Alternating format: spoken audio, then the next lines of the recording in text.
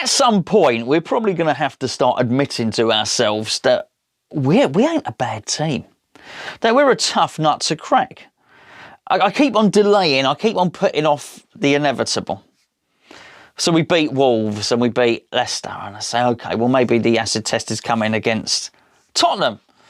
So, of course, the Tottenham game happens, and we get a 3-3 draw with a last gasp equaliser from Manuel Lanzini. But, of course, the excuses are there. Well, Tottenham were 3 goals up, so they took their foot off the pedal. At the end of the game, it wasn't Tottenham in full flow. That's why we got a draw.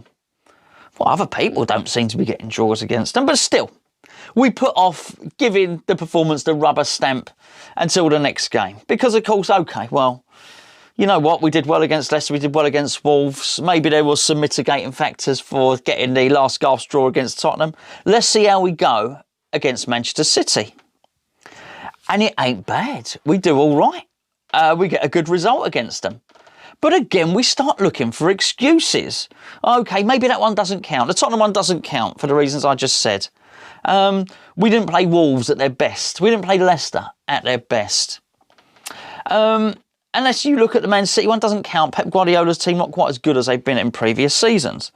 Tell you what, we'll put it off. We'll delay the analysis of the team and saying that we're doing a good team, that we're becoming a good team until the next game. Now, of course, the evidence is there.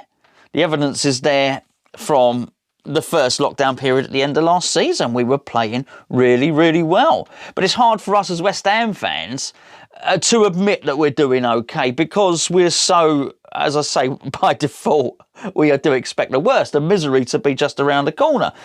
But then people on Match of the Day and you know, the newspapers and everybody else are all saying at the end of last season, well, West Ham were one of the form teams after lockdown. You look at the form table, you look at our form, then actually, yeah, we're pretty good. I don't know what the form table says from last lockdown until now, but it weren't bad at all. When you start to hope for the best, people are saying, well, David Moyes is statistically the worst manager we've ever had. That was a stat trotted out. And I don't think those were lies, by the way. Possibly at the time, that he was statistically the worst manager we've had, but you could see what he was trying to do. And now we've got quite a large cross-section of games to really start to analyse and look and try to admit to ourselves that we might be better than we think.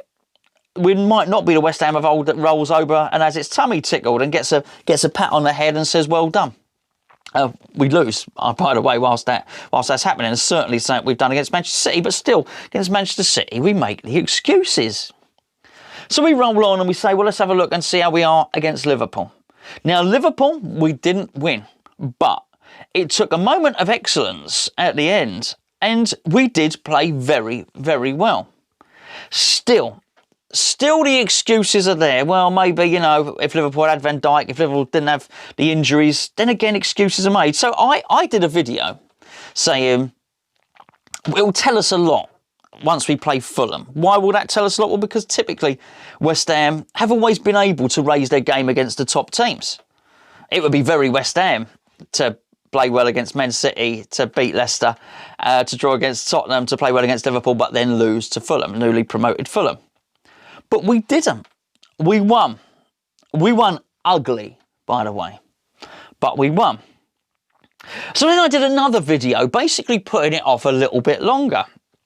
If you subscribe to this channel, you may have remembered it last week. It was a case of, it'll be the real test. Sheffield United will be the real test because, well, you know what? They're a bit more gritty. They're a bit more gritty. They don't play the sort of football on the deck that Scott Parker plays.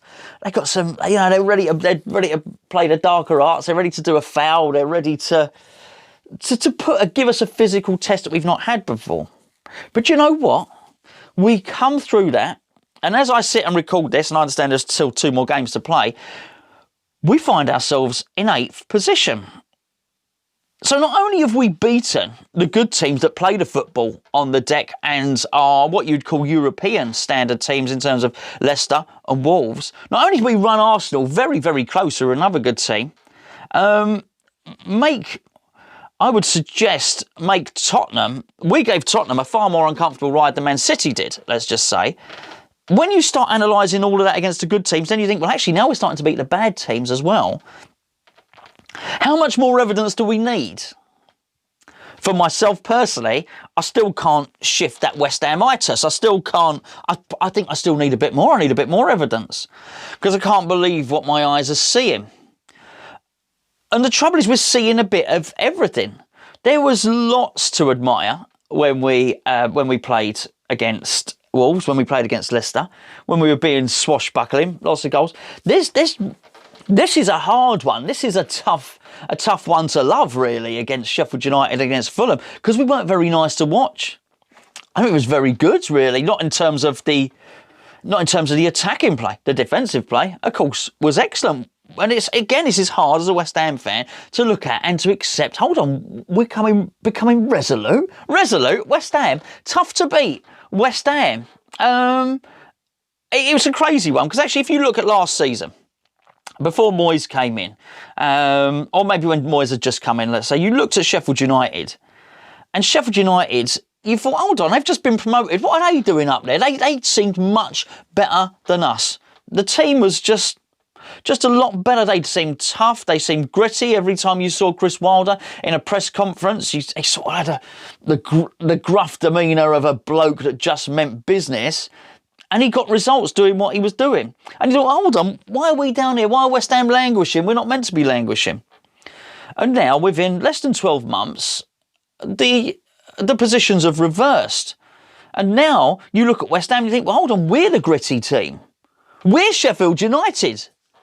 But this is a very, very bizarre thing indeed. And I mean, I wrote a load of notes down during the game. I always write notes down ready for the review when I do the game, right? After the game. And when I'm writing it down here, it's got Sheffield United versus West Ham.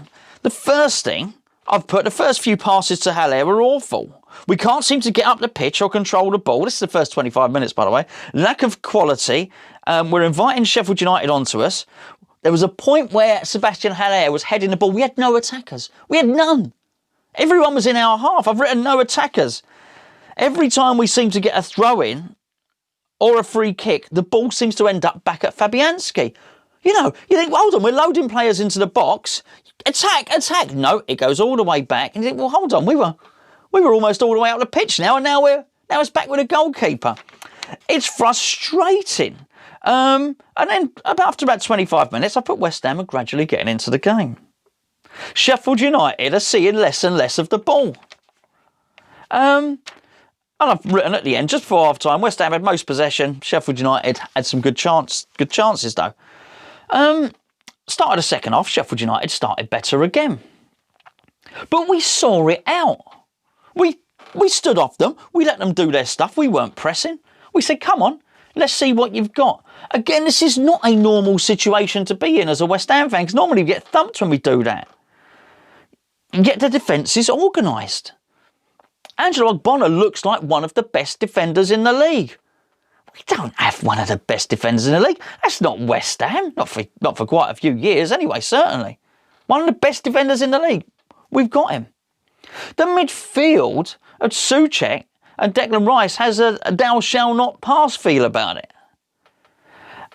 And even though, clearly when I've written that stuff, I'm not enjoying the game at that point.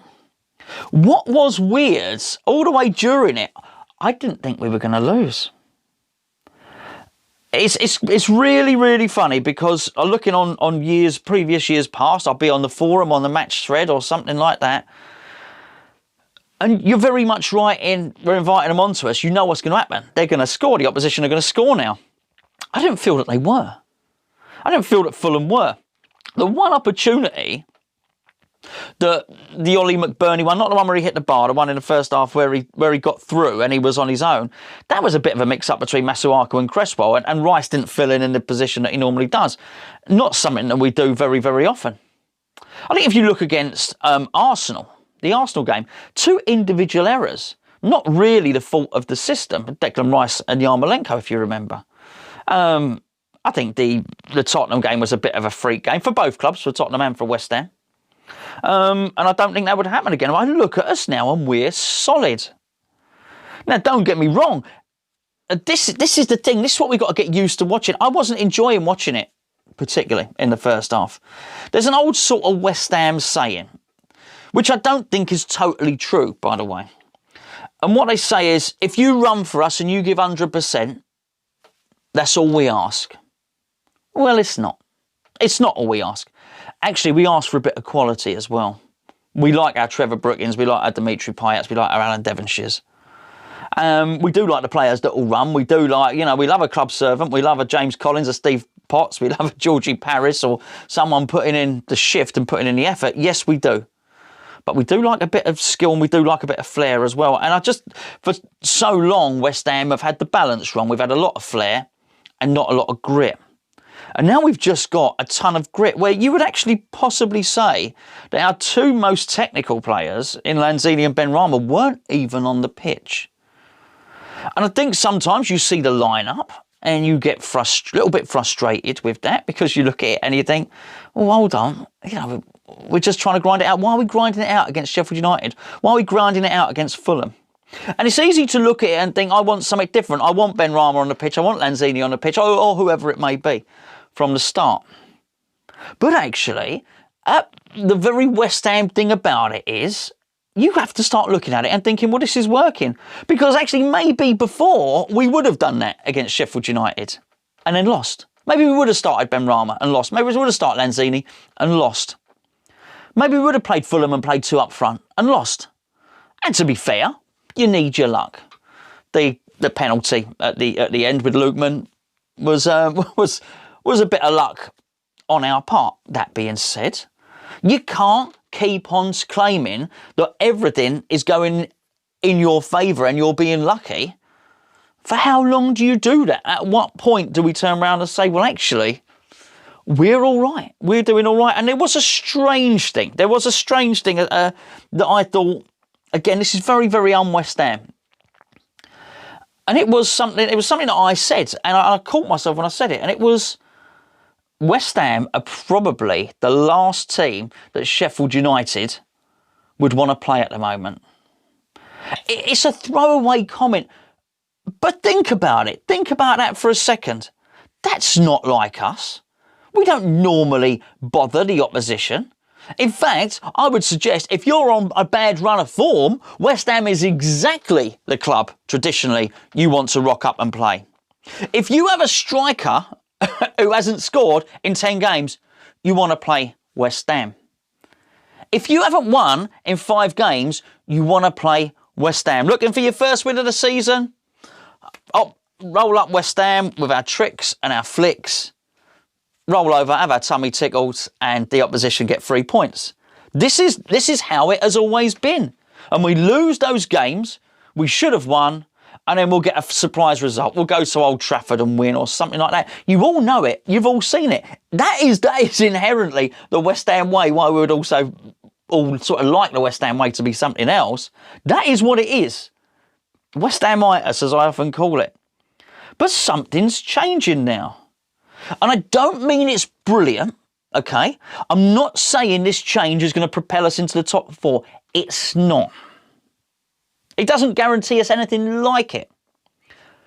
But what it does guarantee us at the moment, I think with this endeavour, with the fact that other teams worry about us, with the fact that we are completely solid at the back, what it does, it guarantees us that we won't be fighting relegation. And there's another old saying, is we don't notice small change. Not West Ham fans, just generally in life, you don't notice small change. It's why when you take the kids to grandma's, they say, "Oh my goodness, haven't they grown?" Well, you don't know. You see them every day. This is the thing with West Ham. You don't notice this small change, but actually, the change from last season, where we're saying it could be catastrophic if we go down, to now where we don't even discuss it. That's a massive change. We just not really noticed it because it's happened in small little parts. But that's the situation we're in. And I know we might not be winning. I was going to say we might not win too many Golden Mumps competition. We just won the last one, of course, with Lanzini. But whilst we might not win too many Golden Mumps competitions, you know what I'm trying to say. We might not be the easiest team on the eye. Bearing in mind, David Moyes doesn't have fully the squad he wants yet. There's a lot of players, I'm still adamant, there's a lot of players in that team, there's a lot of players in that squad who David Moyes wouldn't choose to have in there. Bearing all of those things in mind, to actually be in a position where we're safe and not worried about relegation is massive progress.